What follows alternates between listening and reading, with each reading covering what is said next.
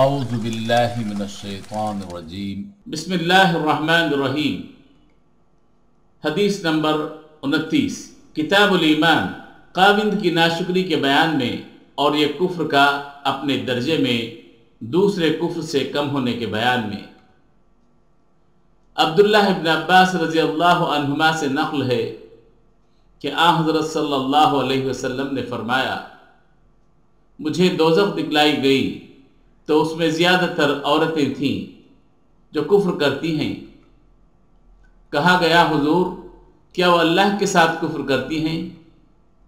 آپ صلی اللہ علیہ وسلم نے فرمایا کہ خاوند کی ناشکری کرتی ہیں اور احسان کی ناشکری کرتی ہیں۔